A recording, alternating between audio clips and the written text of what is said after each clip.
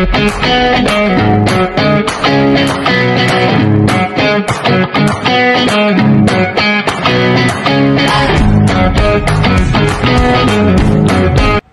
everyone, I'm Mark Lansley Babaran, and for today's video, I'll be talking about O of 1 or constant time operation. Bago tayo magsimula, ano nga ba ang ibig sabihin ng Big O notation? Basically, Big O is a way to measure how fast or efficient an algorithm is, depende sa laki ng input natin. In short, it tells us how the running time grows as the amount of data increases. Now, let's talk about O of 1 or constant time.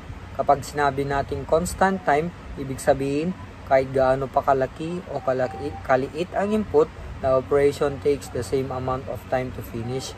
For example, kapag gusto mong i-access ang isang specific element sa array, so let's say R square bracket 5, diretso ka kaagad sa element na yan. Hindi mo kailangang isa-isain o i-loop ang buong array. So whether 10 elements or 10 million, same lang ang speed. That's why it's called constant time. So hello everyone, may naka-prepare tayong code right here para ma-explain kung paano ang constant operation, paano ba mag-work. So dito may array tayo na co-contains ng 5 elements, or ito 10, 20, 30, 40. Then we access our index 2 and diretso siya agad sa pangatlong value, walang loop, walang delay. So let's try.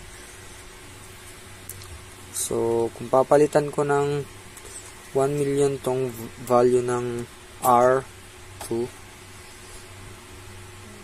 or 100,000 na lang, then we try to run.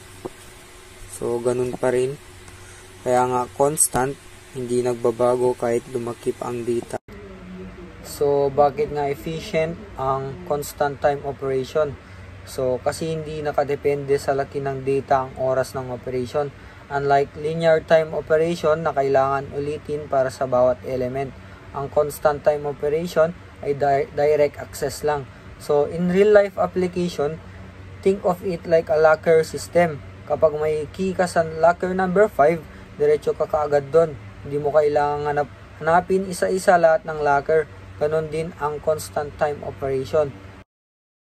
To summarize, O of 1 or constant time operation means fixed time siya, mabilis at efficient dahil hindi nagbabago kahit lumaki ang input. So natutunan ko na sa programming, hindi lang dapat gumagana ang code, dapat efficient din. So next time na gumawa kayo ng program, think about the time, complexity para mas optimize ang result. So thank you for watching, and I hope you learned something new about constant time operation. Thank you everyone! Thank you Elmar! Boom!